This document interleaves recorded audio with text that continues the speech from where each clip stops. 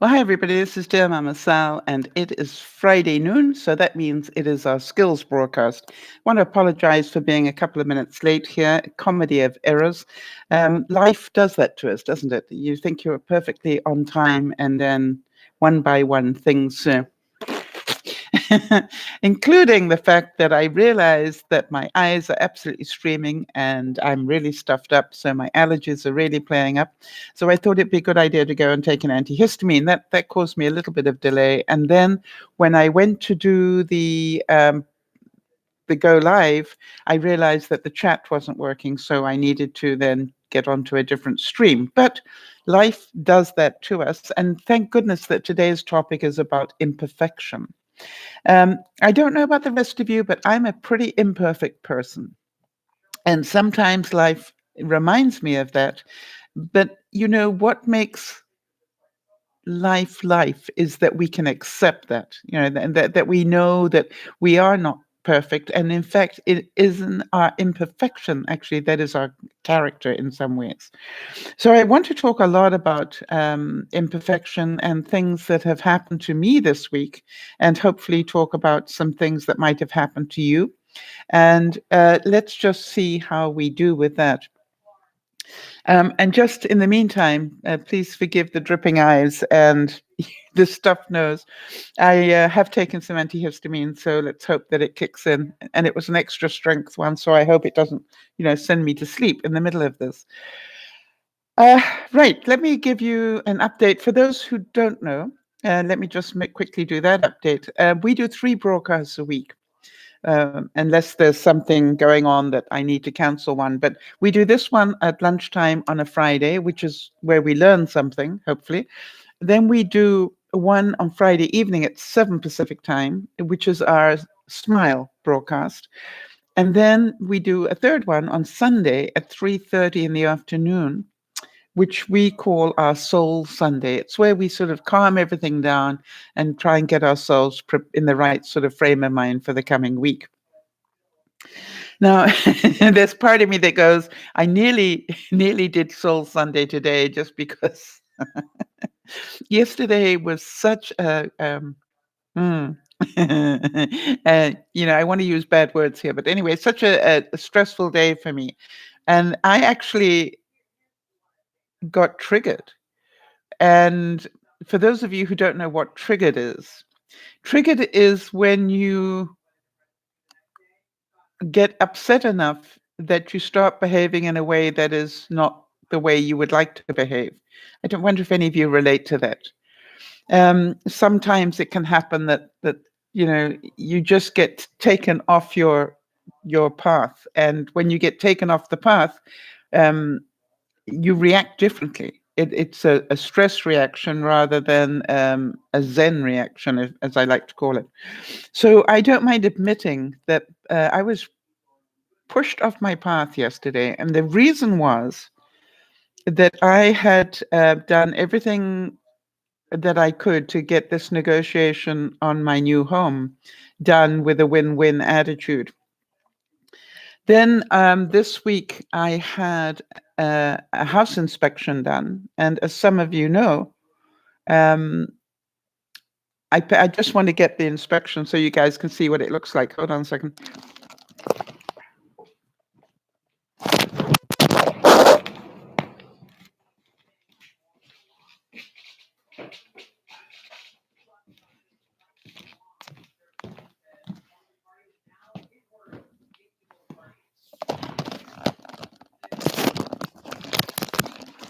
Okay, so hi Pierre, good to see you. Anyway, I had this house inspection done. And by the way, when I went to go and get the house inspection for you, I tripped. I tripped over the lead to my headphones, and you are very lucky that I am still here, because that could have been quite nasty. Anyway, so what I did was, when you buy a new home, you cannot possibly know what is hidden beneath. And so one of the things I am a great believer in, if you spend money anywhere, spend it on a good house inspection. So I did, and I ended up with a complete folder like this, binder, in fact, and it is pretty intense. But to give you some sort of idea, one of the things that I had them do, and I just want to get to those pages for you, one of the things I had them do was what they call an infrared test. So this is an infrared test, and what that is it looks through the walls to see different sort of things. I did a load test. A load test is where they put on the oven, the microwave, the dishwasher, the the washer dryer, all at the same time. They load the fuse box, and then they scan it like this. This isn't the scan, but what they're looking for is, are the wires overloading? And that's called a load test. So very important when you're dealing with an older place, because, I'm pretty sure that I've still got some pretty original wiring. Anyway, so the good news and bad news about that was that structurally it's in much better shape than most places of that age. But even so, there are still a number of factors that are going to cost me money. For example, the original furnace is in there and it's corroding. And that's a gas furnace, so I don't have to go too far for you to imagine the trouble that could cause. And the roof looks like it's going to need some attention, like replacement. And there's another thing that's structurally a problem, but something that's fixable. So basically, if I looked at the important things to fix, we're talking possibly another $26,000 by the time I've done it all. So do I have to do it all immediately? No, but the point is it puts another $26,000 onto the cost of the house, which is then taking it into another ballpark. So that triggered, that to me was like, wow, that's a lot of money. And so what I did was I went back and asked the sellers if they would like to rethink the price a little to help me. Hi there, Erin. And they came back. They came back and dropped the price by $5,000. And that triggered me. I'm doing everything I can to be fair and equal, and that's all that they dropped the price, knowing that these defects are there and I'm going to have to pay for them.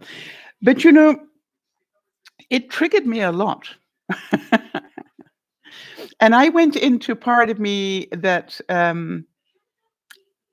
that wasn't pleasant, quite honestly. I was angry, I was frustrated. It wasn't fair. You know that feeling where you're going, that's not fair. That is not fair. Those things should have been declared, and they weren't. And their excuse was, it was Mama's place and we didn't know anything about the situation.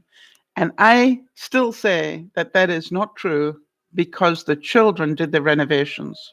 Therefore, they knew that the plumbing was the same plumbing that I've got in my place that caused the problem.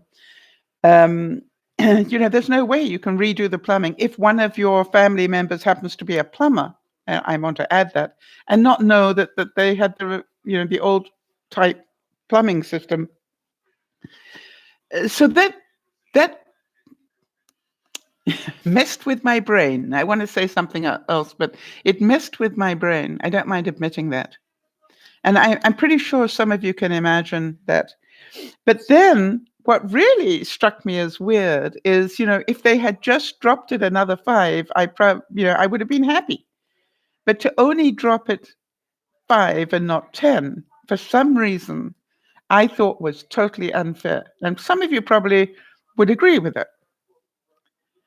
But after about 3 hours of getting upset about this, I remembered to turn it around. Now, what do I mean by turning it around? It often helps in a situation where you're wondering what to do, if you turn it around and imagine it's the other way around. What if I'd been the seller what would my position be? And I don't know how much they spent on the renovations, and maybe they're at the limit of they're trying to get their money back and they're at their limit. So I had to sort of start thinking about that. But the truth was, how stupid, and that was my thinking, that they would lose this sale. And I want to tell you, I was about this far away from walking away from it. How stupid that they would lose this sale over $5,000. And then I laughed. Well, it was difficult, but I did laugh at myself and went, yeah, and you're throwing it away for $5,000. Do you understand the balance of that? So in my anger and frustration, and by the way, I got into a whole legal discussion with myself about, is it legal that they did this? But even if it wasn't, it's not the point. The point is, if I wanted the house, they were not going to shift on the price. And believe you me, that the realtors tried very hard. I really do believe that. So eventually, after many hours of frustration and anger and it's not fair and all those emotions that all of you know about, I just went, this is insane. There is a limit to how much you can protect yourself, and there is a limit to how much you can save. In other words, I literally went back into the internet and I started rechecking all the prices of places that either didn't have any upgrades or ones that did.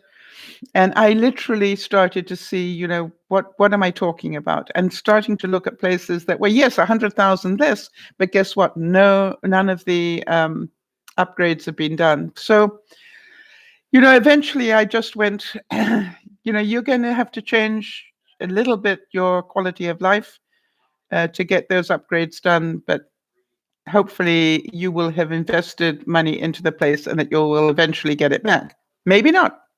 But, the choice is the thing that I always think about is, if I only lived another 10 years, and if I'm lucky enough to live another 10 years, then, let me live it in somewhere that I enjoy. And so that is really what the end story was of that. So I wasn't particularly proud of myself. And do any of you relate to that, where you actually do something or you react to something and you're not necessarily very proud of yourself? But at that point, I had to say, you did the best you could. You reacted the best way you could, and you were really sad. That was the emotion, of course, that it was suddenly going to cost you this extra money to do the upgrades that would keep you safe. And it is really interesting how it all played together.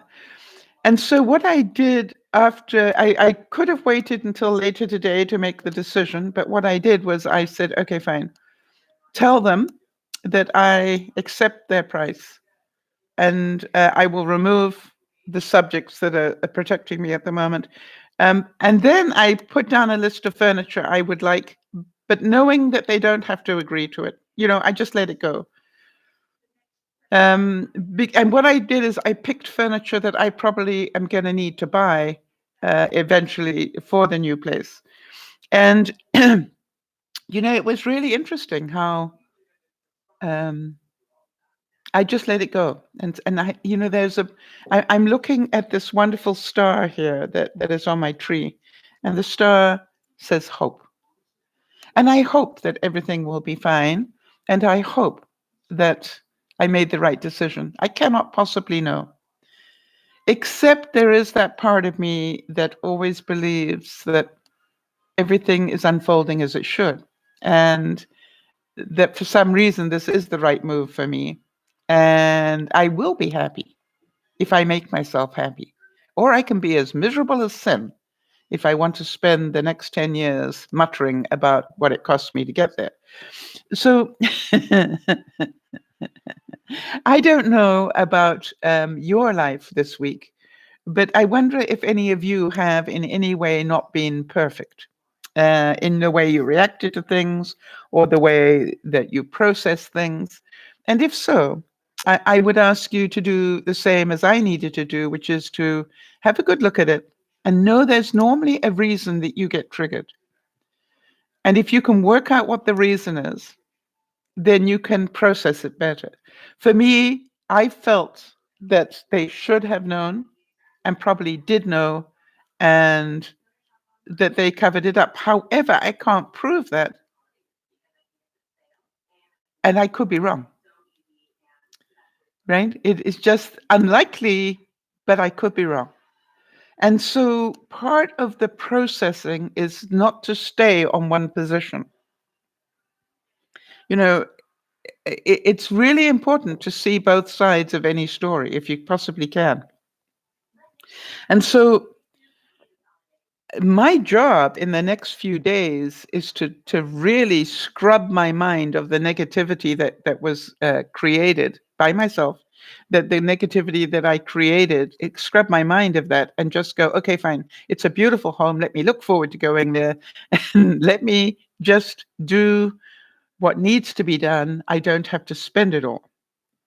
Right now, Jody, who was talking to me yesterday, said, I'm very proud of yourself. The way you handled this at every turn has been a lesson for us. Well, I hope in a way that it has. But, it is interesting. Let me show you. Oh, let me tell you what else happened. Um, for those of you who know my household, my dear friend Yvonne lives downstairs and has done for 20 years. And the man in her life, Wade, came up yesterday, and he started to talk to me, and he said, tell me what needs to be done so that I can understand it. And so I said, okay. And we started talking. Now, it just so happens that Wade works at Home Depot. So guess what? He he knows a lot about the pricing of certain things. And he was the one that actually did all the pricing for me. And that's how I know how much it will cost me. But how kind of him. He took the whole binder and he went down, there's sort of a general section, and then there's an important section of the things that they think you should really look at. And so I was thinking how lucky I am that I have somebody in the house that knows what they're doing. Not only that, presumably, can help me get some good pricing. And then I happened to be researching, because, that's what I do. I was researching and I found out that being a gray-haired actually has its advantages. Updating a furnace has its advantages because it is, I can get a rebate on upgrading to a high efficiency furnace. I probably will get what they call a heat exchanger. And then, Jody was talking about the fact, well, are there other tax breaks for you? Because Jody, bless her heart, she also was along on this journey with me. And, I started to look at it, and thank you, Jody. Apparently there are a whole lot of different rebates that I can get. It'll mean a lot of paperwork. But, Jody, I couldn't help but think about you and all the paperwork you do to get the benefits that you do. And so I went, boy, it's going to take time, but it's time that I have. So, God willing. And that was the other thing I don't mind telling you about, and it's a la la la la la moment, if I can call it that, because that's what Beth calls it. But, I'm starting to think, some of these things may last 10 years. So maybe, I will not have to do them. All right. So, all right, Erin's saying, I have to say that I'm very proud of you for finally calming down and seeing the reality of it all. But I reacted too, much the same way, to a very similar situation this week because I misunderstood. Yes, Erin. And so, you're not perfect either, right? And Jody is saying, in terms of all the paperwork and the time that it will take, she's saying it'll be worth every bit invested. Every bit of time that you invest. Yes, Jody, and I'm certain you will help me with that. So Erin is saying, and I know it's okay to repeat it because Erin knows not to put it up if she doesn't want it repeated. Erin said, I overreacted to something someone I said that I cared about.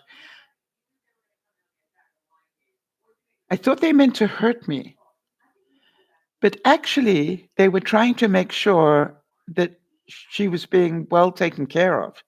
Wow, Erin, I relate to that, right? Where somebody's intent was totally different from what we perceived the intent to be.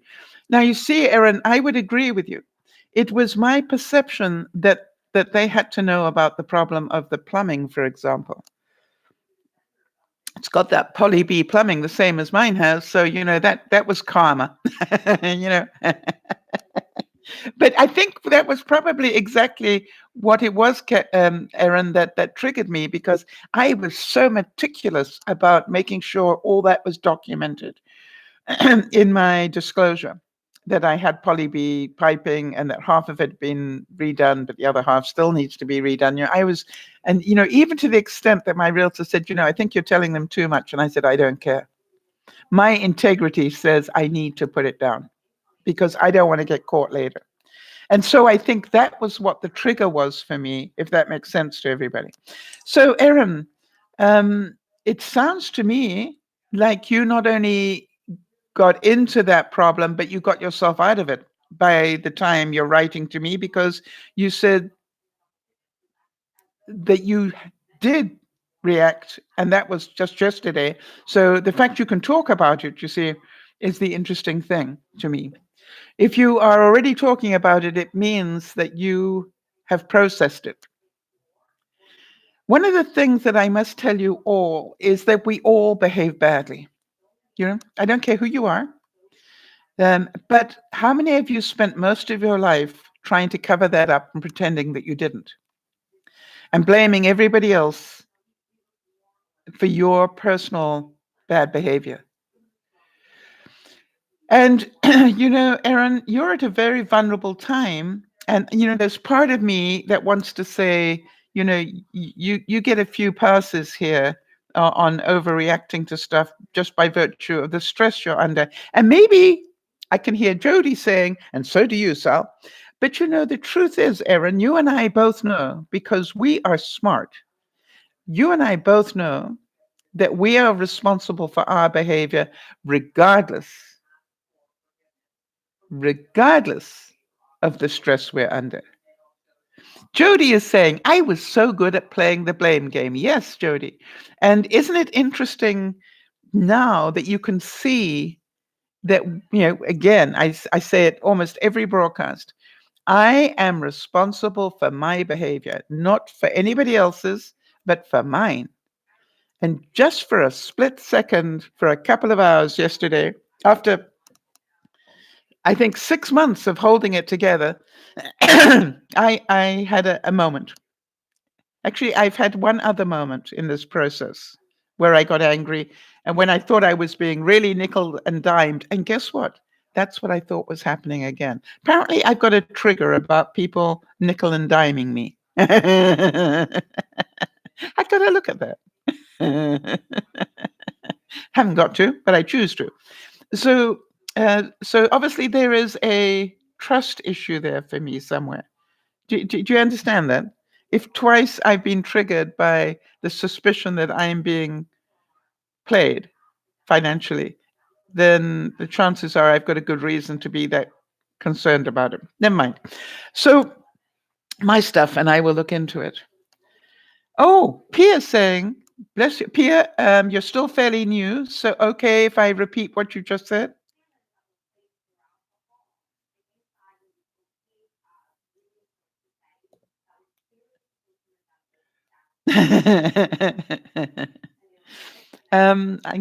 So I just want to make sure.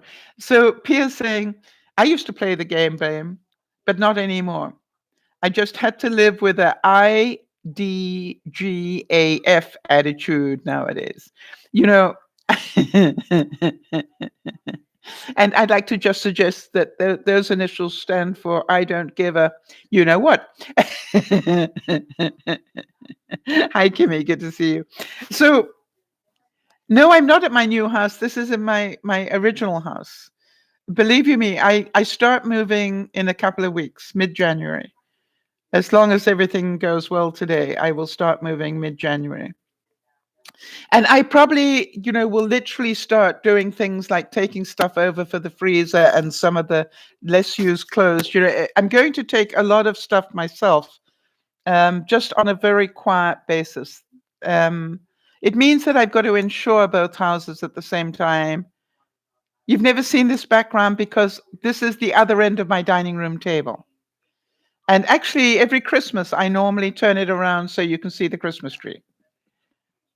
So I've done, some of you will recognize the angle because I've done it before.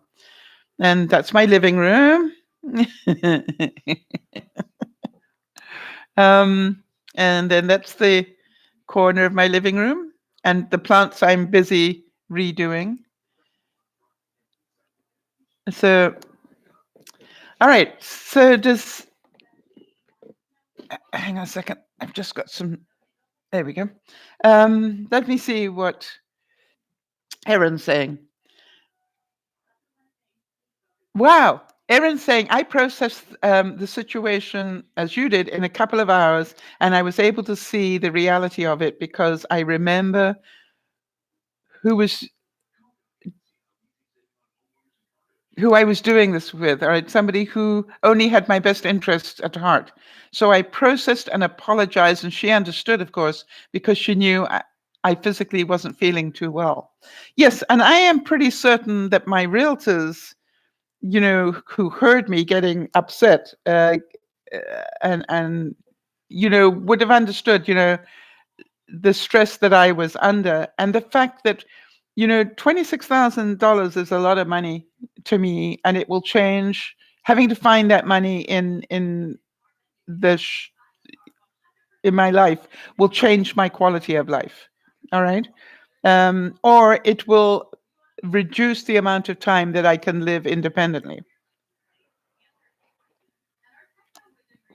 So I've got choices to make. I can choose to reduce my living expenses, and make up that money, but it would take me, all that time to do that. Or I can just say I'm going to live my life to the best of my ability, and if I have to sell the new house early because of needing to pull the money out again, then I will see that. The other part of me went, Erin, I might not live that long. La la la la la. I might not live that long, so why worry about it right now? Okay. So the main point that I want you to make, if any of you are ever and I do want to say this, aren't I lucky to have this problem? I am certain awful a lot of my viewers would love to be able to be in the problem that I've got, to be able to get an inspection like this done, because I've got a house to sell, and I know a lot of you don't. And so, therefore, I am very grateful for that. And I kept reminding myself, I am so lucky to be in this position. However difficult it feels, I am so lucky to be in this position.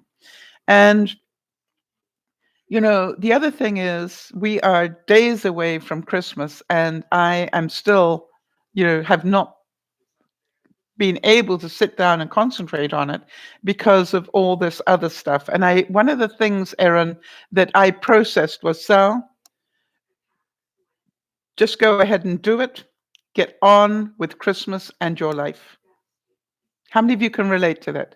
Because as long as I was playing the game, I was I was stopping myself from being able to get clear of the financial part of it and just get on with it.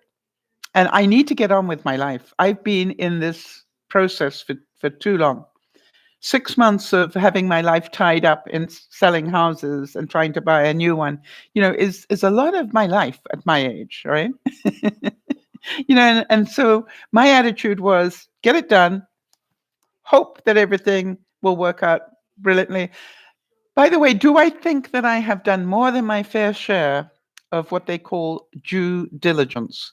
If any of you who might not know, due diligence is, can I say that I tried my best to cover all the bases and double check the risks that I'm taking and understand what plans I will put in place for different things.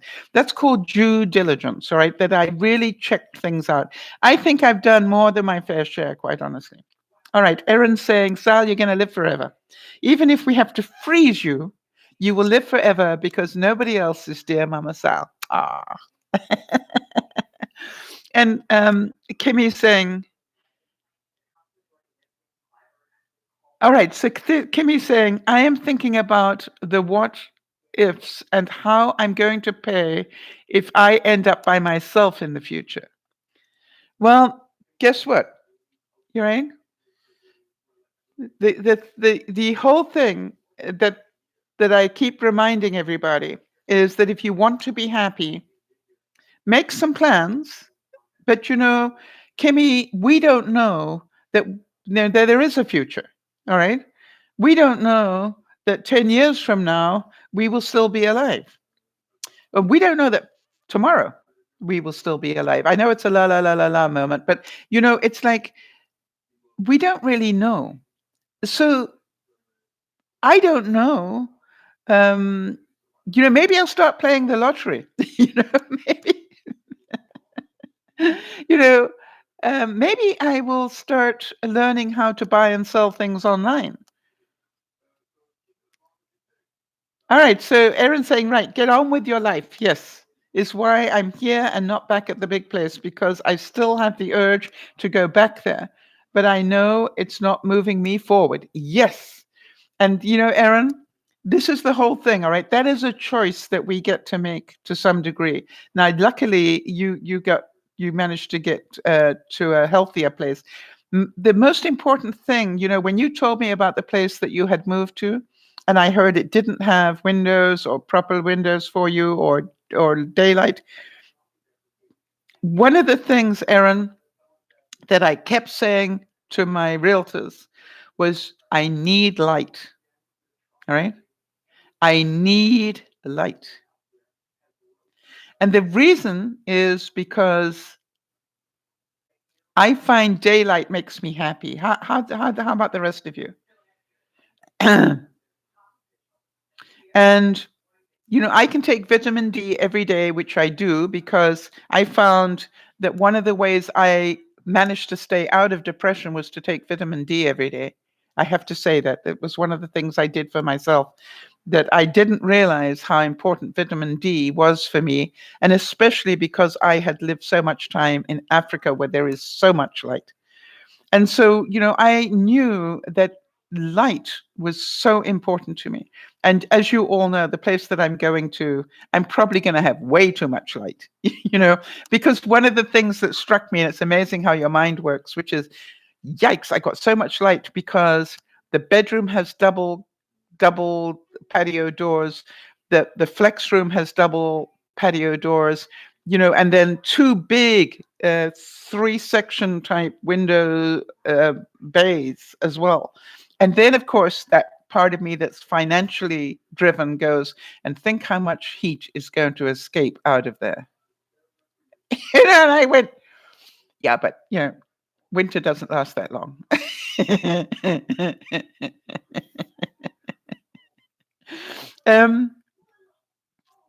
And so, oh, Kimmy's busy wishing everybody happy Christmas, and happy Christmas to you too, Kimmy. All right, so wow, so Pia's saying that she's like a vampire, so she doesn't actually enjoy light, but also because her eyes are sensitive. The whole of me is sensitive at the moment, Pia. Not just my eyes, everything about me is sensitive this week. And the other thing is that I really am working very hard at reminding myself that I have not smoked through all this stress. You know, for somebody that gave up smoking 7 years ago, this would probably be the ultimate test as to whether I'm ever going to go back to smoking again, because this is more stress than almost anything I've ever been through. And so therefore, you know, I'm pretty confident that I've got the smoking under control. As long as, I said to somebody yesterday, as long as I remember, one puff would do it. Right? One puff. I'm just trying to get some weight off my connection to my the plug-in to my laptop is twisted like this because of the angle. Just hold on 1 second, everybody. Otherwise, it's going to worry me. Hang on a sec.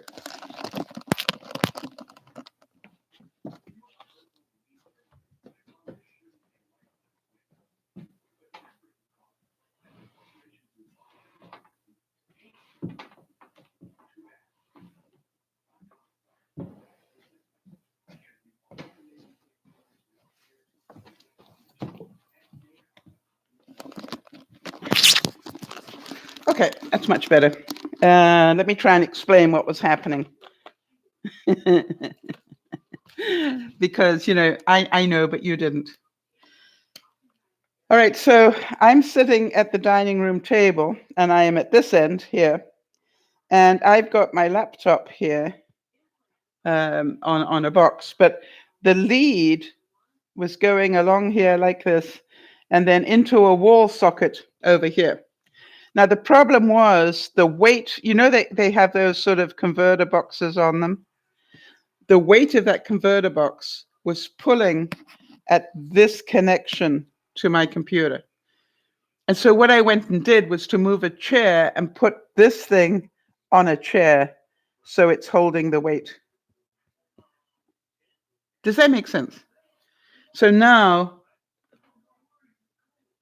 the weight is not on my connector. Yay, that's much better.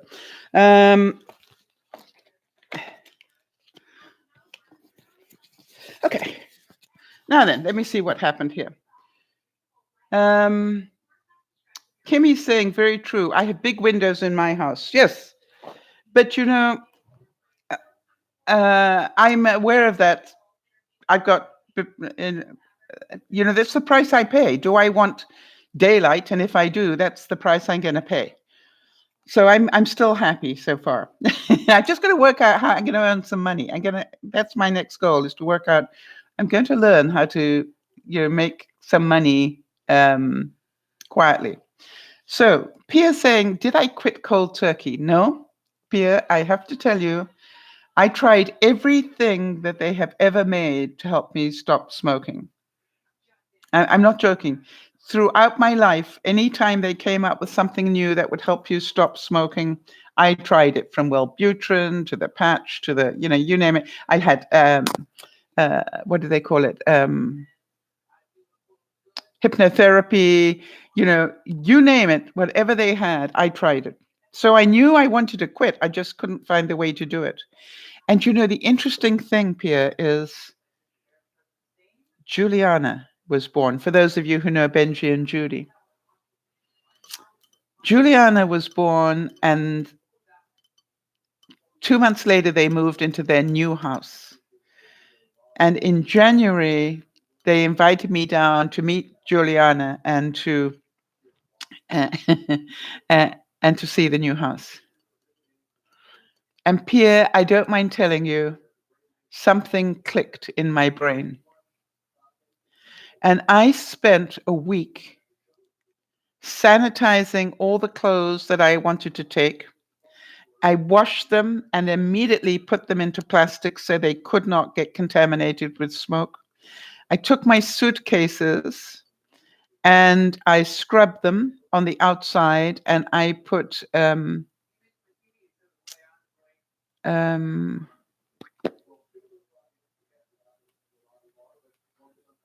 Jody, what is that ionizer thing that we have to keep our CPAC masks clean? Anyway, it's I can't think of their name now. But anyway, you can actually buy something that will cut through any smells or bacteria or whatever. And it's I want to call it an ionizer, but I'm not sure that's what it is. Negative ions. I was right. Negative ions. Okay. It's a special little machine you can get. Now you can get big ones, but I've got a little one. By the way, Jody, I just want to let you know, I use that one all the time. If I've got a cupboard where things are beginning to smell a bit musty, I will put it in there overnight. Or a drawer where things are beginning to smell a bit musty, I will put it in there overnight. I found that thing is like a miracle worker. And so what I did was I put one of these ionizer things inside the suitcase so that it would get rid of the smell of tobacco from inside, and it would kill any bugs or anything. So I literally sanitized my suitcase and my clothes. And then on the day, Pierre, that I was going down to see them, I put on a patch. Because of all the things I tried, the patch had worked the best for me. So I put on a patch and I went down there and I was smoke-free for 48 hours. And what I found really interesting, Pierre, is when I came back on the border, through the border, because I live in Canada. We have a number of border crossings near where I am, but there is one here, and there is another one over here, sort of some miles away. But this one does not have duty free, and this one has duty free. Okay. And what I noticed is that I always used to drive back from Benji and Judy and head this way so I could pick up a couple of cartons of cigarettes, duty free. And this particular time, January 2013, I drove this way. And I found that really interesting. Subconsciously, I went, wow, that's interesting. My brain did not need me to go for cigarettes. And so I took this as a pretty good sign. And I probably stayed on the patch a little longer than I had the previous time to give myself a better chance. And I don't mind telling you, Pierre, I have not had a puff since. Not a puff. But I had to learn how to cope with things in a different way. No doubt about it. I think that's the biggest thing about quitting cigarettes is what are you going to do instead? Because you're still going to have stress and you're still going to need to cope with it. You're just going to need to cope with it in a different way. And so, Juliana is at an age now where I've started thanking her. Last time I saw her, and I'm going to be seeing her just after Christmas as well. I am going down. But, I actually said, I'm starting to tell her how much I thank her for being in my life.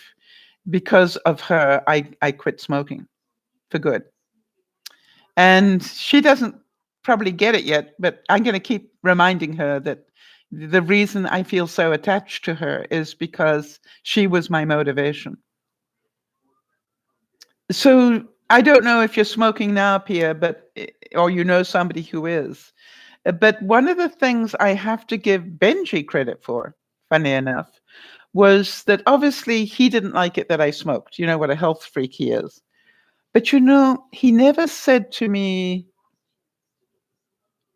stop, or you are less than because you still smoke, or whatever.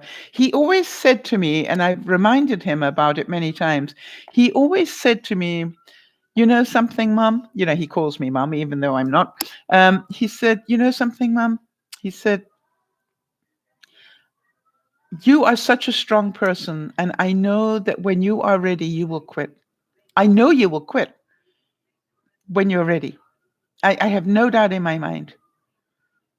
Because of all the things you've done in your life that took such courage and such control and such all sorts of things, I just know it's going to happen. And I remember listening to him and thinking, no, no, no, no, no. It's just like, there's no way I'm going to be able to quit. But he was right. When I was ready, and he was part of that because he was part of creating Juliana, I did quit. So I was imperfect about quitting smoking for my lifetime. But, every now and then something happens and you go, I need to do this now. And the funny thing is, where was I? Oh, I was being vetted. Part of where I'm going is like a community, a group of people who live together. Well, not together, but everybody has a separate house. But it's like a community, and it's so interesting because I had to go and get vetted that I was okay to live there. They didn't ask for a criminal record check. I'm going, boy, if I vetted somebody for this, I would have a whole different book of rules, but never mind. Okay, Pia says, okay, it's not about me, it's my boyfriend. And he always said he would stop smoking. So there are days when he does stop, but then there are days he would smoke cigars, either with friends or at work. You know something? My brother, Pia, gave up smoking 40 years ago, I would think. He still has a cigar after dinner. And so what I would say to you is, I haven't done the research in that, but I've got a pretty good, and by the way, he has a cigarello, not a big Cuban cigar, but one of those cigarello things. He still has one with a coffee after dinner every night. And so I've always said, Pierre, reward good behavior, right? Keep reinforcing the fact that he's doing such a great job of not smoking cigarettes. Because I don't believe, that nagging him about smoking cigars when he's out with his friends is going to do it for you. Kimmy's saying that she quit 27 years ago. Yes. And, but do you agree with me, Kimmy, that, one puff would do it? Because once you have one puff, then you start convincing yourself, well, one cigarette a day is not going to be a problem. And then I noticed 3 cigarettes a day are not going to be a problem. And then before you know, it's 1 pack a day is not going to be a problem. And then you realize you got the problem. So I would just, Pierre, whenever I would take, how about this, Pierre? Why don't you take this as a lesson in reminding yourself you are only responsible for your behavior, not his. All right? And if you don't like that he smokes cigars, is it worth losing the relationship over? That's what you got to ask yourself. All right? The same as I had to say, was $5,000 worth losing this beautiful house over? You got to look at it from your side, right? Not his. One of the things you will learn when you get to be my age, and it took me a lifetime to really understand this, you can't change people. Only they can. Right? One of the things I love about the people who join us here on Dear Mama Sal is that I believe that everybody who joins in on the Dear Mama Sal broadcast on any given day is here because they want to learn something and they want to improve their life in some way. Otherwise, why be here?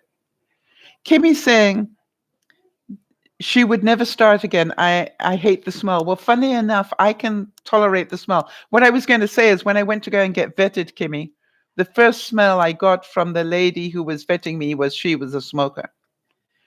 And it made me smile because I thought, gosh, aren't I lucky that I don't smell like that anymore? And I gave thanks, instead of judging her, I just gave thanks for the fact that I don't smell like that anymore. So this is one of the keys to happiness, people, is stop trying to change other people. Okay, do you get that, Pia? And if you want him to stop smoking cigars, to stay in a relationship with him, then you need to tell him that and let him make that choice. Okay? I just want to make sure I've still got hope showing here because that's going to be a subject for next year. We are going to be talking about all sorts of stuff about thinking differently. next year. We've done a lot of emotional intelligence this year, but I just really going to concentrate. I don't know if any of you saw it, but I saw a really interesting thing that Barack Obama put up. His that his, not charity, what do you call it? Foundation. His foundation is actually working on hope. And I think that's wonderful. He's finding people who are doing incredible things. It's a bit like, Anderson Cooper every year does that heroes thing, right? Regular people doing incredible things. And so what I want us to do is to really be more aware of what we are capable of for next year, and how to have more hope and trust ourselves more. But I do want you to see that if I carried on in the thinking that I had yesterday, I could have talked myself out of my new home. That would have been pretty stupid. All right, Jody's saying 2,544 days between January the 1st, 2013 and today. And it was January the 12th. And Jody, if you want to do the math, I think we were paying at the time about $10 for a packet of cigarettes, and I was smoking at least a pack a day. So how much money have I saved? That's an awful lot of money, isn't it? So, I really wanted to make sure that you all understand that none of us is perfect. I'm not perfect. Benji and Judy are not perfect. Even your minister is not perfect. I know it's really, for some reason, we do ourselves so much damage by thinking we have to be perfect. So the most important thing that I could do for myself yesterday, and with Jody's help and Lauren's as well, was to forgive myself for getting scared and getting angry and getting triggered. The most important thing I could do was to forgive myself and get on with my life. All right, so I've got some more quotes coming from Brené Brown today, because I thought that she wrote a book called The Gifts of Imperfection. And I thought, well, yeah, look at that. That's just what I want to talk about. So Brené Brown said, hope, is not an emotion. It's a way of thinking. It's actually a cognitive process. In other words, having hope is a very important part of healing. Does that make sense to anybody? Having hope. Jody, can I talk about what's been happening to you?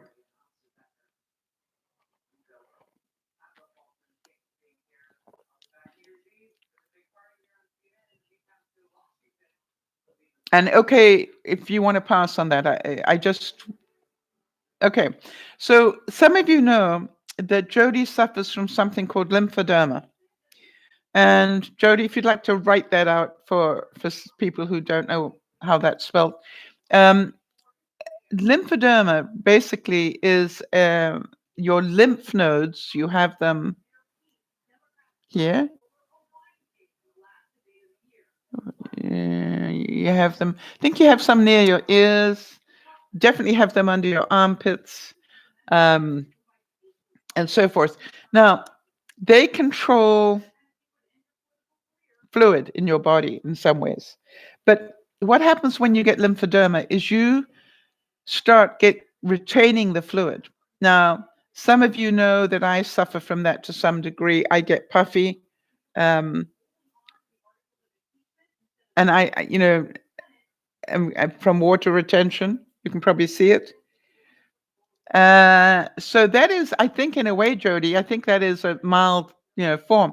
Jody has a severe form, and she basically, has swollen up pretty badly. However, in the last year, she lost over 100 pounds of water weight, which was incredible.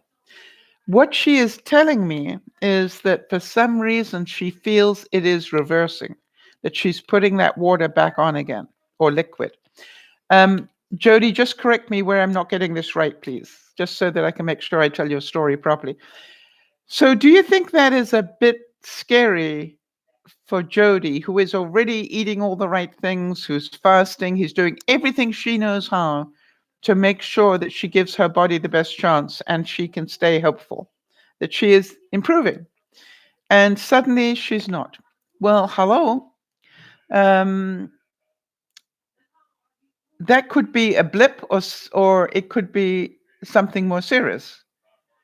So you understand that for a moment there, Jody's imperfection is probably losing hope a little bit. All right. That would be human nature. But I also know Jody well enough that she does not live a double standard. Therefore, I keep reminding Jody to talk to herself the way she talks to me. Because, Jody has to be one of the best cheerleaders I have ever come across. And so it's really important that she reminds herself she can control this because she's proven it to herself. And maybe it's time to do more work on the compression and doing all the other things. And maybe she needs some more input from the doctors. Jody said, I lost my sense of humor for a minute yesterday. Yeah, you and I both. My little witch from hell came out, right? All right, now listen to this. This is what Brene Brown said as well. She said, shame hates it when we reach out and tell our story. It hates having words wrapped around it. It can't survive being shared. Shame loves secrecy. When we bury our story, the shame metastasizes, like it grows. So think about that. One of the joys about doing Dear Mama Sal is we hopefully give people room to tell their story of things that of their imperfections in whatever that may be. And also to realize that, I've got one friend of mine who keeps writing to me and saying, somebody did something to me and my revenge is da da da da da da. And I keep writing back and going, why do you need revenge? There is something you need to look at here, that you always need revenge. And as far as I know, you are a strong, practicing, religious person. And everything that we are taught is not to have revenge, right? Revenge is mine, saith the Lord. Okay. So, so therefore, why waste your time looking for ways to get back at people?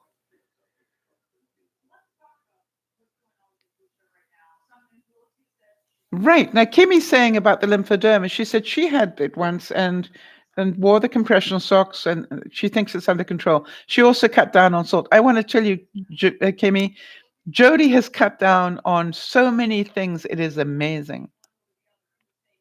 I also didn't know, Kimmy, that you had lymphoderma at one time. So congratulations. I had it one time so badly that my arms and my legs completely ballooned up. It happened to me after a flight. And so now I watch my feet very carefully when I'm flying, not personally flying, but when I'm in an airplane.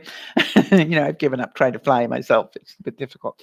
But I watch my feet. If my feet start to swell when I'm in an airplane, I will call for the flight attendants, and they are so good. I'm not joking. Flight attendants, if they see my feet are swelling like that, they will move me to a bulkhead, where there's a wall in front of me, so I can put my feet up against the wall, get them elevated. Very clever. They will bring me ice to pack my feet in. It's interesting, Jody, now that I think about that. They always pack my feet in ice when they are swollen. And they really pay very close attention to me. They bring me lots of water. And I've had it happen a couple of times where I've been on a flight where my feet started to swell like that. And, I just know now it's okay to tell them and they will help me, because the alternative could be pretty nasty, apparently, when you're flying. So listen to this, Brene Brown, and I really think that this is a long quote, so stay with me on this one. Authenticity is the daily practice of letting go of who we think we're supposed to be and embracing who we are. Choosing authenticity means cultivating the courage to be imperfect, to set boundaries and allow ourselves to be vulnerable. Exercising the compassion that comes from knowing that we are all made of strength and struggle, and nurturing the connection and sense of belonging that can only happen when we believe that we are enough. Authenticity demands wholehearted living and loving, even when it's hard, even when we're wrestling with the shame and fear of not being good enough, and especially when the joy is so intense, that we're afraid to let ourselves feel it. Mindfully practicing authenticity during our most soul-searching struggles is how we invite grace, joy, and gratitude into our lives. I would say that I had an authentic moment yesterday where that little part of me that is still, human, and that little part of me just got scared. The little kid in me. I think it almost is an inner child thing. My inner child got scared that I was being taken for some reason, taken for, hoodwinked, whatever, manipulated, whatever. And that would make sense to me in today's reality. And so all my defense systems came out to protect me. Brené Brown also said, yes, I am imperfect and vulnerable and sometimes afraid. But that doesn't change the truth that I am also brave and worthy of love and belonging. And that was one of the ways that I recovered yesterday, which was to remind myself to give myself the gift of that beautiful home and to make it happy and to be joyful. And by the way, one of the things I said was, okay, if they're not going to move on price, maybe they will add some furniture. And in and in the order that I wanted them, I listed a few bits of their furniture that I would like them to leave, if they would like to. It wasn't that you have to. It was like, if they would like to, I would appreciate it. So perfectionism, she said, is not the same thing as striving to be your best. Perfectionism is the belief that if we live perfect, look perfect, and act perfect, we can minimize or avoid the pain of blame, judgment, and shame. It's a shield.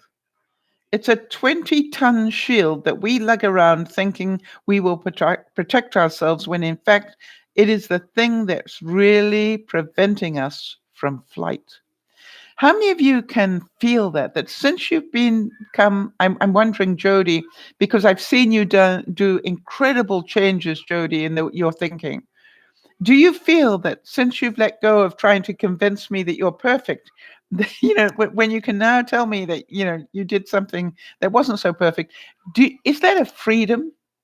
Because that's what I find. I one of the fears I've always had for YouTube is that we will actually educate a whole generation of people that are going to think that life is so perfect and that making $1 million is so easy. It's very worrying to me, and that's why I said, if I'm going to do YouTube, I'm going to make sure that my viewers see the best of me and also see some of the worst. And you have done that. You've seen me angry. You've seen me upset. You've seen me infuriated. I'm hoping that when you see me in those lights, that you don't necessarily think less of me, but that the whole reason that I show you those parts of me is I want to make sure you know that I am just a human being. I am not perfect at all, and never will be. If I were perfect, I wouldn't be on this earth. That is my belief. I quote Elizabeth Kubler-Ross regularly. She is the lady that did incredible work about grieving and dying, and dealing with death in the family and so forth. Elizabeth Kubler-Ross said, "People are like stained glass windows. They sparkle and they shine when the sun comes out. But when the darkness sets in, their beauty is revealed only if there is light from within." So I was actually pretty proud of myself, and Erin, I'm sure that you must have been as well. I was pretty proud of myself that I got triggered and my dark side came out, and I was able to correct that, correct my thinking, and thereby correct my mood. I went pretty dark, but then I went, wait, wait, wait, wait, wait, wait, wait, wait. This is not making me happy. I need to change my thinking, and I need to do whatever I need to do to get my house back. I'm throwing it away here, and that is not smart. So Jodi's saying it's exhausting trying to be perfect, and I'm far from it. And finally realize that the people that are meant to be in my life are there despite of my imperfection, or perhaps even because of it. You see, when you can see that, I quote my friend Marnie fairly often as well, and Marnie, as you know, is a very elegant person in my view. She has great manners. She has incredible use of vocabulary. She has an enormous amount of balance in her thinking and so forth. And then there was this one day, I'm not joking, I've known her for 30 years, and there was this one day uh, that we were on a leadership thing together. She was my assistant on this thing. And we had been talking through the night about trying to help different members of the participants, and we would, we used to work with them all day, and then we'd spend the night literally discussing where we needed to push them, or where we needed to give them support or whatever. And so we'd been talking through the night, and we were in my trailer. And suddenly there was this strange noise. And the strange noise was that the birds were waking up. And this incredibly elegant lady with such beautiful choice of words, always. I've never heard her swear or, whatever. She opened up the blind about this far, and she told those birds where to go. She said, "Go away," but not using those two words. And I want to tell you,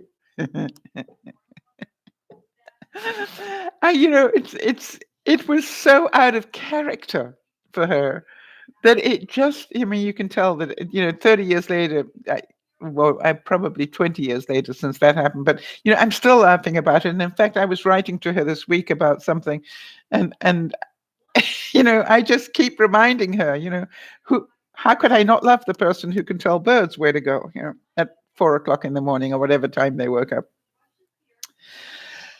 Brené Brown said, "Fitting in is about assessing a situation and becoming who we need to be accepted. Belonging, on the other hand, does not require us to change who we are. It requires us to be who we are." That brings up an interesting point. I'm going to read that again. Think about this. Think about this, everybody. Fitting in is about assessing a situation and becoming who we need to be accepted. Changing, right? Being a pretzel, Jody. Belonging, on the other hand, doesn't require us to change who we are. It requires us to be who we are.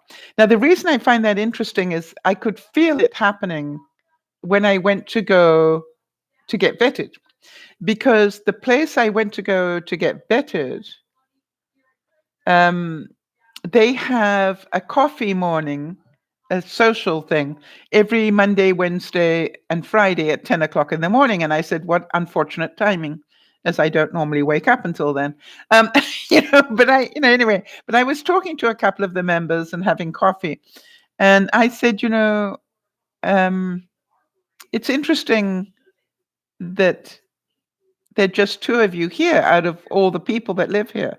And immediately I could hear my brain thinking, now what would I do to, bring some more people in? Uh, and I stopped myself and went, there you go again. Right? Maybe they're happy just having a couple of people come, right? And so then they were telling me that once a week they also have a craft meeting where people bring their knitting and their needle point and stuff like that, and they sit and you and I know probably gossip. So I've got to go to one of those just to find out what they're up to. But I was thinking, am I going to be taking my art with me? I probably won't, right? Mind you, I could do something like do some varnishing or something. Anyway, it was very interesting to me to feel that drawing in, that I and I stopped myself from being who I am. And then what this reminded me of is, I am a problem-solving person. Always have been, always will be. So hey, if you want more people to come Monday, Wednesdays, and Fridays, maybe you need to do something more interesting for them. Something have a topic that you're going to discuss, or maybe they want to learn something, people. How many of you are going, oh yeah, you can see it now? All right, so Brene Brown said, if we can't stand up to the never good enough, and who do you think you are, we can't move forward. If we can't stand up to the never good enough and who do you think you are, we can't move forward. You see, I know that part of my fear about moving to a new place and trying to make new friends is I will be judged, human nature. And I will not be judged well by all people because I'm not going to fit in to all people's idea of who I should be. And I'm going to be not liked by some people. And it's like human nature, Sal. Stop worrying about it. But, am I going for quantity? No, I'm going for quality. I'm pretty sure that somebody is going to take one look at me and go, thank goodness she's here. Now that's somebody I can relate to. And so obviously there are going to be stories coming your way, people. I might even convince some of them to join in and say hello. So Brene Brown also said in The Gifts of Imperfection, she said, of this I am actually certain. After collecting thousands of stories, I am willing to call this a fact. A deep sense of love and belonging is an incredible need of all women, men, and children. We are biologically, cognitively, physically, and spiritually wired to love and to be loved and to belong. When those needs are not met, we don't function as we were meant to. We break, we fall apart, we numb, we ache, we hurt others, we get sick. Interesting. All right, Pia's saying, that reminds me of what my mum says to me. She says she's kind of has to act fake or be a witch at work because that's how work is. You have to act like who you aren't sometimes. Isn't that sad that she believes that, Priya? But she's correct. When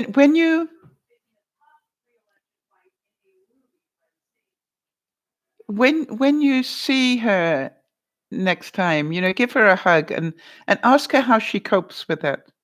How does she feel about that? Because there's part of me that says if she's having to do that a lot, talk to her a bit more about it. Tell her how that really hit you at your soul. Um, because if she's having to do that every day, then what is it doing to her soul? You might want to ask her, "I- is it perhaps possible to look for another job where she doesn't have to do that? Even if maybe she wouldn't earn as much money or whatever." Because I want to tell you something, Pierre, that I can remember one time I was training some people on something. And I remember finding out that one of the things that I had been asked to train people on, a fact, wasn't a fact at all. It was a lie. And being who I am, I don't do that very well, right? I walked into the managing director and I said, "This fact that you gave me that you want the people trained on, can you prove that to me?" And he said, "What?" I said, "I want to know if you can prove to me that this is correct. Because you're having me train people on it, but I just would like to see the backstory on it. I would like to see the justification of you making that statement." "Oh, don't worry about that. They'll never know." I said, "No, they might not never know, but I do. Therefore, can you prove it?" And he said, "What?" I said, "Can you prove it?" Because at the moment, I believe I am telling a lie. And unless you can prove to me that I'm not going to be training this fact anymore because I don't believe it is one. And the managing director said to me, "You will do what I tell you to do." Bad thing to say to me, right? And I said, "Well, actually, sir, you're wrong." Because if you intentionally are getting me to lie to your staff, then that could be a legal matter. He said, "What?" I said, I'm not sure, but I'll check with my lawyer. That could be a legal matter that you are intentionally telling me to lie to your staff. Now, there are two things here. One is that I now know that. And secondly, is do I plan to continue doing it? And the answer is no. And he said, "Well, unless you continue to do it, you don't have a job anymore." I said, "Fine, please start writing my severance pay." I said, "I'd make it 3 months if I were you, because otherwise I definitely will be talking to my lawyer, and that will cost you a whole lot more than 3 months of my severance pay." And I went to my office and I packed up my stuff and I got my 3 months, surprisingly, and I walked out. You see, I have a choice whether to continue in telling a lie. That is my choice, not his, mine.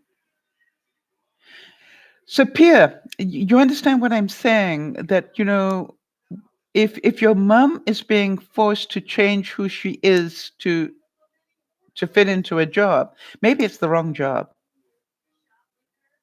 But she doesn't have to leave it, but just get her to think about that. All right?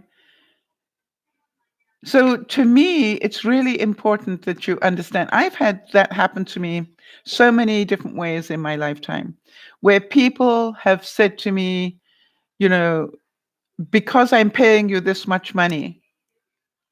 Oh, I had a CEO. I was in a board meeting. I was the only woman in the boardroom, and I had a CEO talk to me like I was a 5-year-old. And I told him that in front of all the men, and the men psychologically all hid underneath the boardroom table. But I said, "Were you talking to me just then?" And he said, "Yes, why?" And I said, "Because you're talking to me like I'm a 5-year-old, and I'm not. And I object to that." And he said, I'd like to remind you that I pay your bills. I pay your check every month. And therefore, I'll talk to you any way that I choose. And I looked at him and I said, actually, that would only be true if money were my God, and it isn't. So I need to leave the room now and sort of regroup. I've got a really important report that I need to present to you. So let me know if I should come back or not. And he said, come back and give the report. And I said, okay, fine. And I literally went and calmed down. And then I came back, gave the report. But you know what I knew? I knew I was fired, right? Because there's no way that he could allow me to counter him the way that I did and keep respect of his people. The interesting thing was that quite the opposite was true, of course. But anyway, I knew that he'd be sending his lawyer to talk to me. And sure enough, within hours, the lawyer asked me to go to lunch with him, and I knew why. And I sat with the lawyer at lunchtime, and he said, well, obviously, we need to let you go. And I said, fine. I said, I believe I've got a 3-month cancellation clause in my contract. He said, what?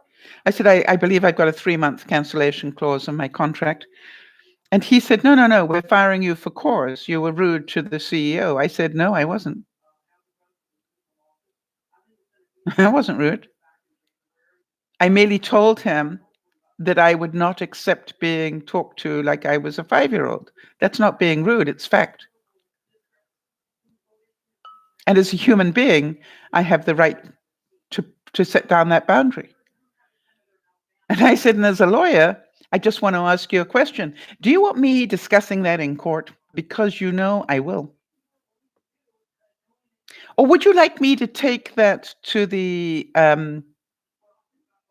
employment standards people and, let them decide, how much you need to pay me, because I got a feeling that it will be more than 3 months. So you make your decision, because you're a smart guy, you're a lawyer, and work out whether you want to pay the 3 months to get me out of here quietly, or whether you want me to take this further. Your choice.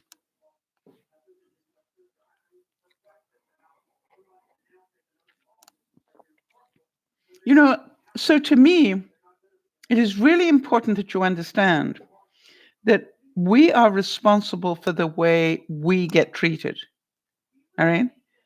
Now, did I still end up getting fired from that job? Yes, I did. Did I care? No. Because I didn't want to continue being talked to like that in my life. And do you know the really interesting thing was how many of those men who were in the room came and talked to me and said, wow, you've got sphericals, lady. And I said, what? And they said, we would, and he does that to me all the time. I would never, ever dare say what you said. I said, okay. How do you feel when he talks to you like that? Well, you know how I feel. I said, yeah. So why don't you tell him? Because, the reason he continues to talk to people like that is not enough people stand up to him and tell him it's not okay. And he really does believe just because he has the money, he can talk to people any way he likes. And by the way, there are a few, leaders in the world that believe the same. Brené Brown said that advertising, sells a great deal more than products. Ads sell a great deal more than products. They sell values, images, and concepts of success and worth. I was in the advertising business for a while in my life, especially my early working life. And it is true that advertising sells. And one of the things that is said all the time in advertising is sell the sizzle, not the steak. All right, don't sell the product, sell what the product brings, how it feels, how it smells, how it looks. All right, sell the sizzle, not the steak. Does that make sense? And so in the 50s, the biggest thing that we were sold was that smoking was cool. And an awful lot of us grew up believing that. And so we smoked to be cool. You know, when you look at 2019, we know that smoking isn't cool and it kills. So guess what? People are not smoking. But you have to look at how the advertising campaigns, have changed our lives. What are some of the advertising campaigns that changed your life in some way? Because I'm pretty sure we've all got, some ad that we remember from when we were maybe a young teenager. And I bring up smoking being cool because that's what I remember. The Marlboro Man. Um, the women's, with the long cigarette holder, breakfast at Tiffany's. I had that long cigarette holder, a silver one, beautiful. Wonder where that went. I remember that women were objectified the whole time. It was the Playboy Club was huge in London at that time. You had so much, Jane Mansfield, Marilyn Monroe, all those objectified females were part of what what I was seeing on television and on advertising and so forth.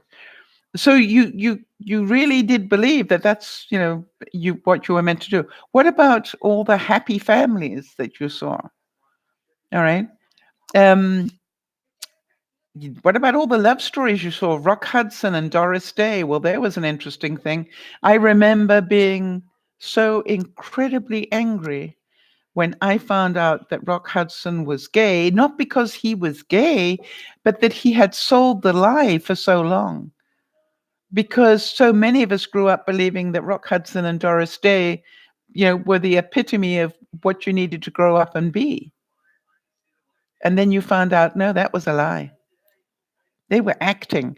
So, Pia, you know, that's an interesting conversation to have with your mom as well, right? What what what people does she know that acted in a certain way to be liked and then found out that they weren't like that at all? And how did she feel about that? Not as a judgment, but just so that she can be aware that this is not who she is. And she knows that because she talked to you about it. Brené Brown said that when I let go of trying to be everything to everyone, I had much more time, attention, love, and connection for the important people of my life. Let me read that one again. When I let go of trying to be everything to everyone, I had much more time, attention, love, and connection for the important people of my life. You know, when I got up this morning, my eyes looked like I'd been punched in the face. I was having difficulty breathing because of the allergies. I realized that my face is all puffy today. I went, really, I don't think I should be broadcasting today. And I went, really? What do you need to let go of right now? And what I needed to let go was how I looked, because what I remind myself, this is not about me. Doing Dear Mama Sal is not about me. It is about you, the real. This is about maybe somebody needs to hear something that you have to say today. Maybe somebody, just by listening to you, will have an aha moment that will be important to their lives.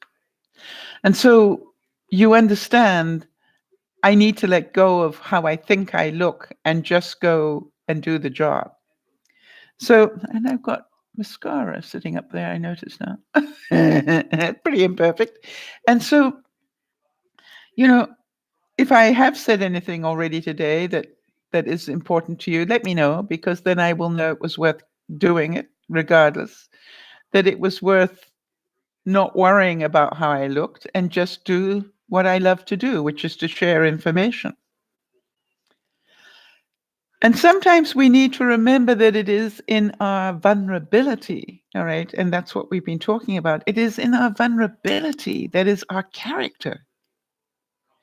I am pretty sure that some of you will say, being able to get up. I had a very stressful day yesterday. Um, How many of you would have totally understood if I'd canceled today so that I could get more sleep, more me time, whatever? But I don't think like that. I think like it's Friday. I know what I do on Fridays. And I probably will find that my realtor's trying to get hold of me right now. And that's fine. I'll get hold of them when I'm finished. So look at it and say, what's important to your life? All right. And does it matter that you are authentic? Because that's what we're talking about, right? You're being imperfect. Does it matter that you are imperfect? For example, one of the wonderful things about being a friend of Jodie's, which I consider myself to be now, is I can be pretty authentic with Jodie. I don't have to pretend that I'm in a good mood. I don't have to pretend that I'm not stressed. I don't have to pretend anything because, you know, that's not what you need to do when you've got friends, right? Jodie's saying, interesting.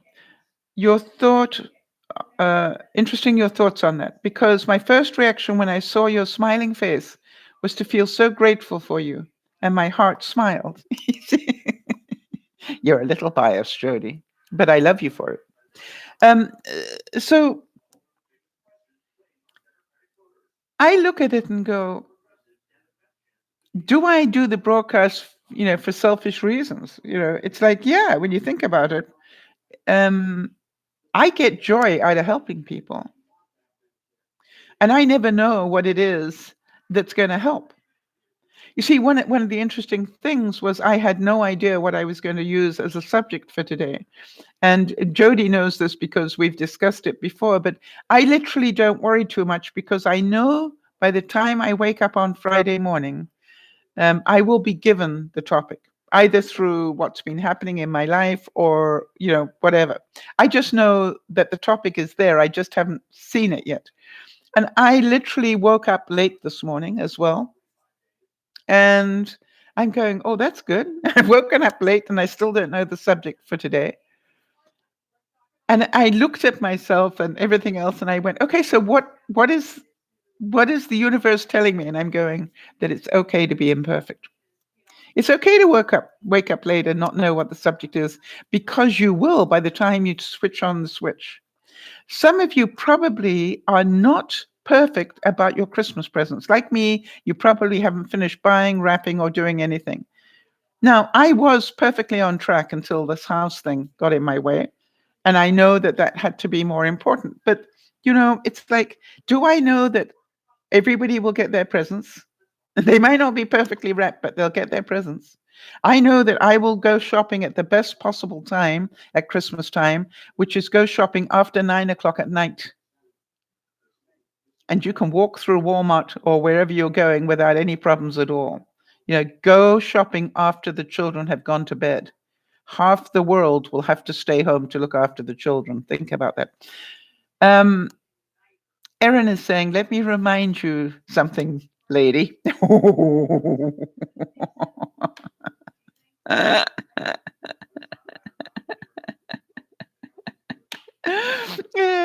When Erin calls me lady, I know what that means. Okay. So let me tell you something, lady. Currently, I'm looking at some pictures from Baker Day. Is that what we call it now, Baker Day? I have some of them on the bulletin board, which is now hung in my room, specifically focused on the one of you lying on my bed with me.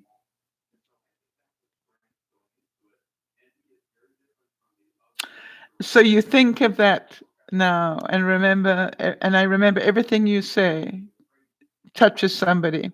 And every single broadcast, even this one. Yeah, I want to tell you as you know, Erin, one of my greatest joys about doing Dear Mama Sal was I got to meet you personally. That is one of my greatest joys, because you taught me so much in that very short space of time, as did your daddy. Jody's saying magical how that happens. Sal will say, why am I getting the sense to talk about da da da da? And then by the end of the broadcast, it is abundantly clear why. You see, I really hope that I will be guided as to what I need to talk about. Pia's saying, that's a different story over here. Stores close early, some at 5 p.m., and only grocery stores close at 8. Well, I want to tell you something, that we are so commercial here in North America. I'm in Canada, but anywhere in North America, that they know the longer they stay open, towards Christmas, the more money they're going to make. And so they don't have that discipline. I remember living in Africa where the stores didn't open at the weekends, people. And I remember going, when you're there, you learn to live like that. But, when I went back, I'm going, seriously?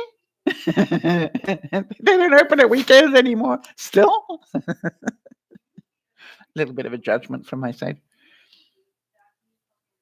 Well, Jody's saying, Erin, I love listening to the stories of the visit you had with Sal. So heartwarming.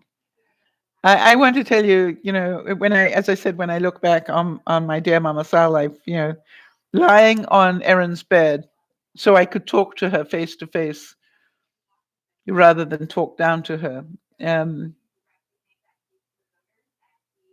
I don't think I even asked permission, Erin, and I'm just thinking about that now. Maybe I did. But I did know that I could not continue to talk to you from a height.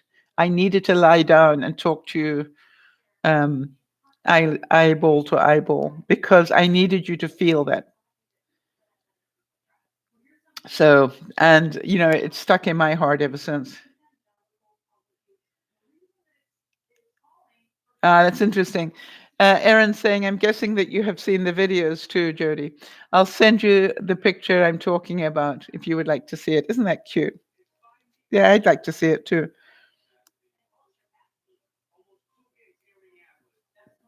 Listen to this. Brené Brown said, if we can find someone who has earned the right to hear our story, we need to tell it.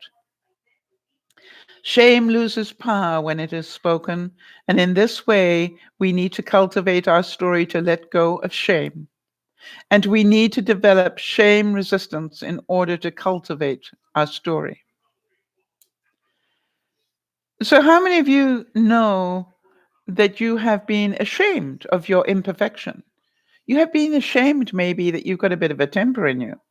You maybe have been a bit ashamed of the fact that you are pretty selfish.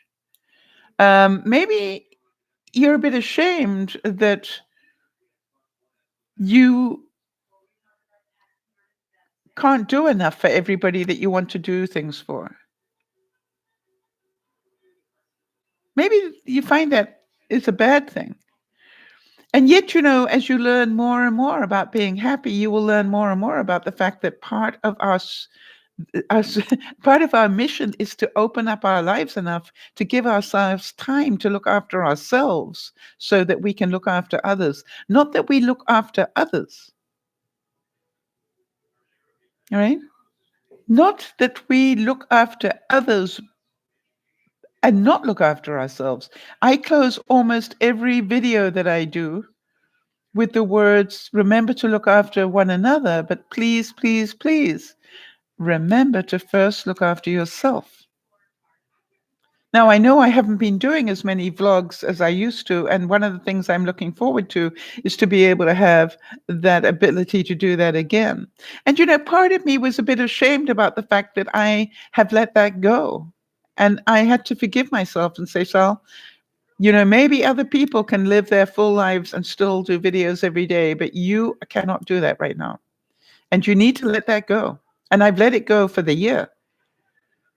And I've got, it's not that I haven't done the videos, I just haven't had the time to do the editing. It's really weird. I still get in the car and I'll turn the camera on, but I never get to editing it because I'm busy doing other things.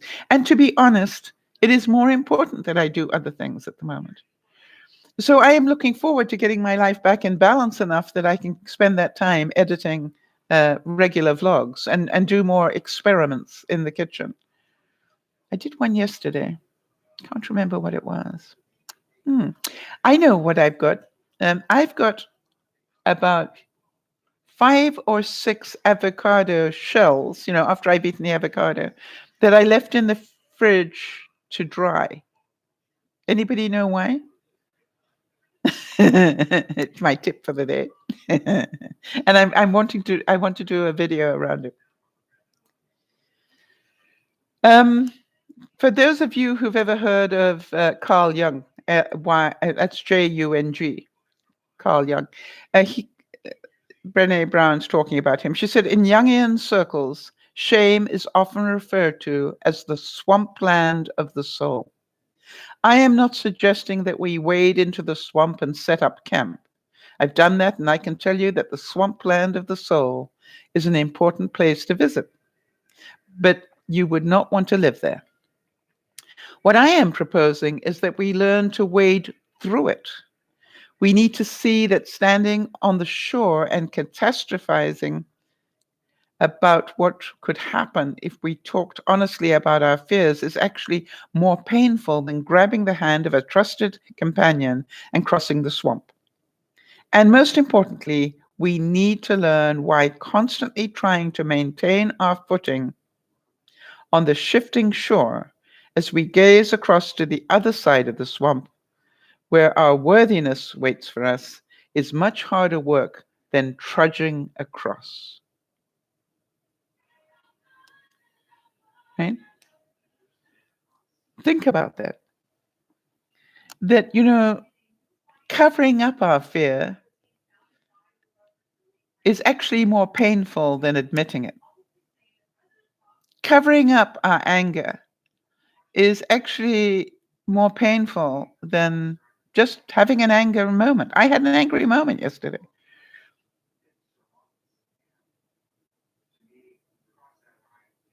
So, to me, I am learning that to be honest with myself and those people around me is the most important thing I can be. Erin is saying, oh, wait a minute, let me just see here. And let me roll back a bit here. Jody's saying, I want to bake eggs in avocado shells. Yeah, that's a nice idea. It's not why I'm doing it. Erin's saying, there's nothing magical about it, Jody. It's God. God helps her help us. You're right, Erin. You know that I strongly believe that, which is why I don't worry about what it is I'm going to talk about. Hey, if it isn't the pacifist, good to see you, honey. How are you doing? So, yes, I do believe that. I do believe that I don't have to worry about what I talk about, because so often I get inspired to talk about something, and literally, as Jody says, I have no idea why I'm talking about this at this particular time. And somebody will come in and you can tell that was what they definitely needed to hear. And, I just get off the broadcast, then I will write to Jody and go, I guess that's why I had to talk about it. So it's just like it's actually an awesome feeling when you go, my logic is saying da da da da da, but my inner voice is saying, yeah, but you need to talk about this, and I'm going, no, and going, yeah, okay. So I try to keep with it.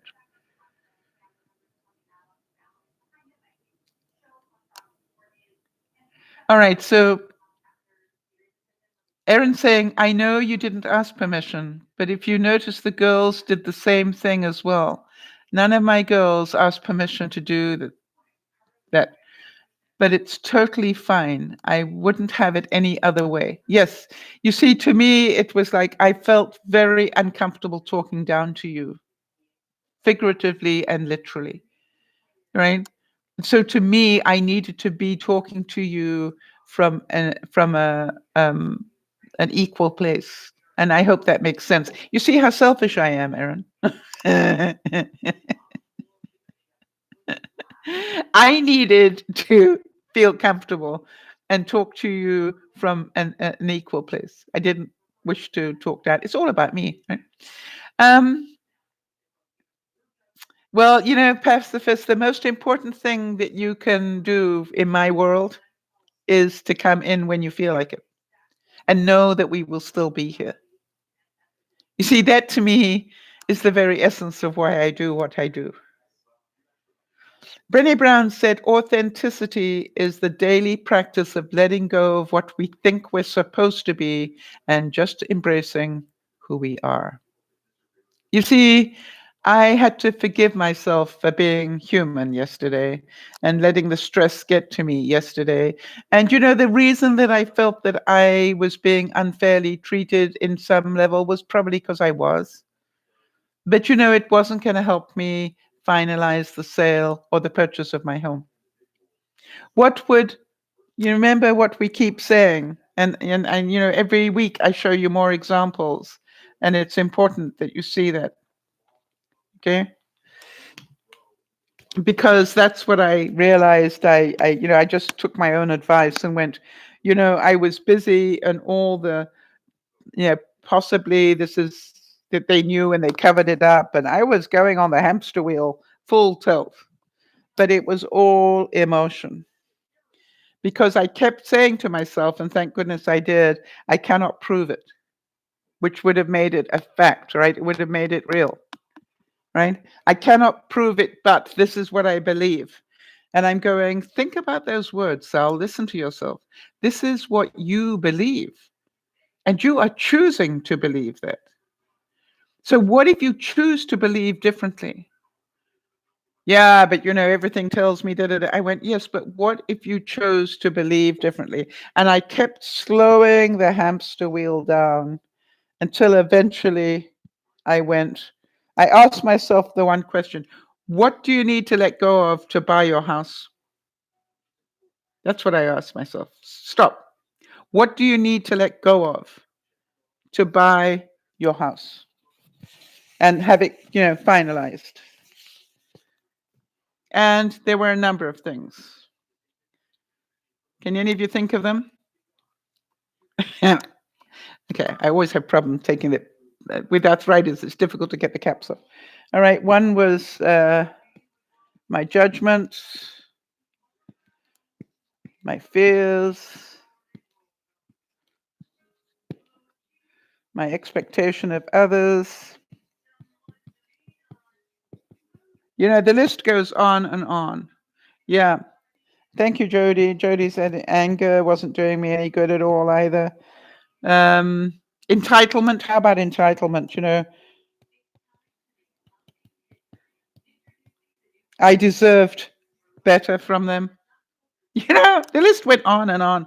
By the way, hanging on to all of those, was that going to help me get the house? No. You see, what helped me get the house was to say, okay, and hope that I was making the right decision. Can I know for sure? No, I can't know for sure. I just have to hope that I've done my due diligence and that I've spent my money in the right place.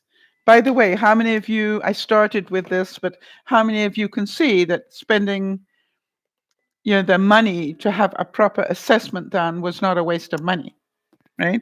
It unfortunately told me what I needed to spend, but it also told me, let me tell you the good news of what this told me. The bad news was the money I need to spend, but the good news was underneath this house, this is a manufactured home.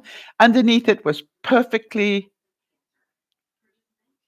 perfect. That's what he said. It's probably the cleanest crawl space he has ever seen in a manufactured home. Kimmy, you haven't seen the house yet? I bought it. Not only found it, but bought it. There is a video Sunday a week ago where I showed some pictures of it, Kimmy. So Soul Sunday of last week, if you want to check it out. So I spent a lot of money to find out all the bad things, but I also found out, one of the things he said to me, this is the old style double glazing, which allows some moisture in and you will get some mold growing. So just make sure you clean regularly.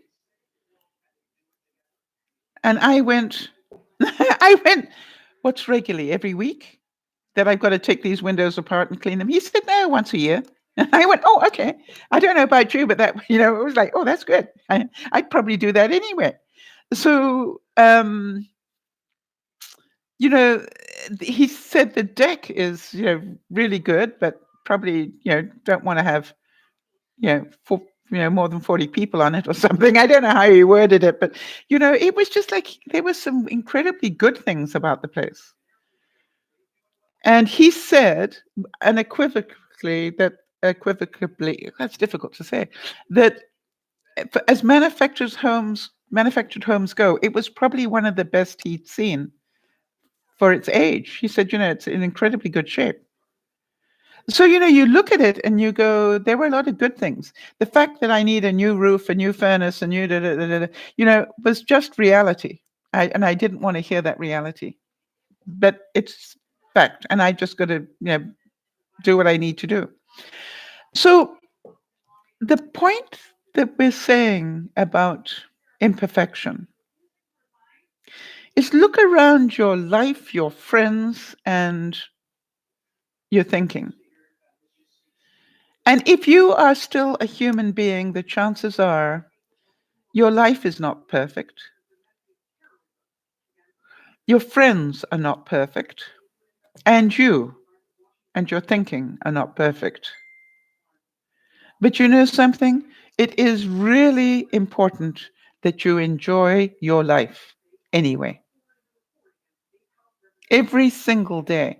Jody's reminding me I haven't done the countdown. Hang on a second, Jody. Got it right here.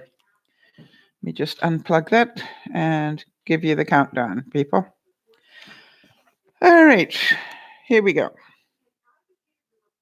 It is 11 months and 12 days to the US Thanksgiving of next year. It is only 9 months and 26 days to the Canadian Thanksgiving, because I will teach you all that we have a different one.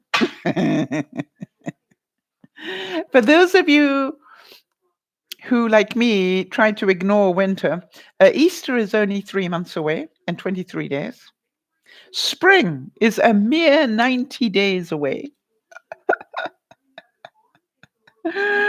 Daylight savings going forward is only 79 days away. We will try to forget that Mercury will be in retrograde 2 days after I take possession of my new house. But at least I will already have taken possession. So, for those who are romantic, and there are many of us that fall into that category, Valentine's Day is 1 month and 25 days away. Only a month and 25 days away. It is 1 month and 23 days until I own my house outright. Right? In 1 month and 23 days, I will not only have bought the house, moved, but I will own it outright. For those of you who don't know, I've actually arranged to move in the month prior to my owning it. They've allowed me to do that. I will pay rent for that month. But what I get to do is to actually just, move things in and out quietly without all the stress, which I believe will help me emotionally from moving from my beautiful home, into my next beautiful home. I have 22 days until I start moving. 22 days. Never mind. And by the way, for those of you who haven't noticed, we're only 4 days away from Christmas. I've got a lot of work to do, people.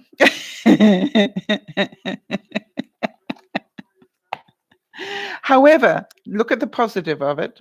The presents that I haven't wrapped up yet are the children's. And that doesn't require a whole lot of packing. That's called a whole lot of tissue paper. And because they love playing with tissue paper, so I always put lots and lots of tissue paper around their presents. And then Yvonne and Wade, well, that was all lined up to happen the Sunday after, next Sunday, not the Sunday, but next Sunday. But then Benji and Judy invited me down to go and have a night with the girls. So I'm going down on the 27th. That was a great gift to me. So, please pray for nice weather so that I can get down there safely. And, really, the rest of my friends, I am literally handing them presents when I see them, and I'm going, no wrapping this year. I am lowering my carbon footprint. It's like, and I just realized, Jody, I need help. I need to make the cookie dough because I do love to bake for Christmas, and I will be making some. And I've got to actually get the box out with all my recipes in it and unpack it enough to do it. And by the way, Jody, I do have a pan that does it is a shortbread type mold pan that I have. Um, so yeah, you need to finish yours. I need to start mine. It's not finished, it's start. So I thought you could help me by telling me, did you get the butter out of the fridge for the shortbread? That would be really helpful for today. So that I can get it out of the freezer and into the fridge so that it'll be, more soft for Saturday. How about that? Saturday, I am going to do I wrap? I wrap and make the dough on Saturday, Jody. Keep me on track, please. So everybody, it's not your responsibility, Jody, it's mine. So here is the thing, everybody. I would like you, if you can, to be very gentle with yourself today and this week and the rest of your lives. You see, being imperfect is what makes you who you are. I'd like to suggest that if I took each of you and took the time to see your imperfections, it is actually part of why I love you. I am pretty sure of that. Jody, what if your body starting to bloat up again is just a reminder for you to be more diligent about some of the things that maybe, I don't know that it's true, maybe you haven't been doing some of the routine that you were doing because of all the stuff that's going on with your father-in-law and your mother-in-law and everything else. Maybe it's just a wake-up call to start looking after yourself a bit more again. Will Nada, hi Nada, good to see you, honey. Nada is asking, will we see you again live before Christmas? Why, would you rather see me dead? No, I don't even want to talk to that. Hang on, touch wood, God, I didn't mean that. Oh, you're asking, will I do another broadcast? Yes, one tonight, one Sunday. And probably, if I'm feeling that way, maybe even Christmas Eve. I don't know. I'll think about that. I've got to go visit Dougie on Christmas Day. I haven't got to. I've been invited to. And then I am off to see Benji and Judy for a quick visit on the 27th. So the question I would ask Nada is, would you like to... Are you saying you'd like another broadcast over and above the usual ones? Is that what you're saying? Okay, so I will still do tonight's broadcast, and I still do Sunday, and maybe I'll try and fit one in, even if it's just to wish you all happy Christmas. All right, so, whew, we made it. I am now going back to house stuff, and I will see some of you this evening, where hopefully we'll smile a bit. And if today's broadcast on imperfection, just before we go, did any of you find it something you needed to be reminded of today? And if so, just acknowledge that, just so you know that I can see, yes, that was the subject that we needed to talk about because it helped somebody. So this is DearMamaSal reminding you that when you start beating up on yourself, when you start doing behaviors that are not your true, kind, natural self, the chances are you have been triggered. Remember that, right? As I was yesterday. And when we get triggered, we do not show our best self.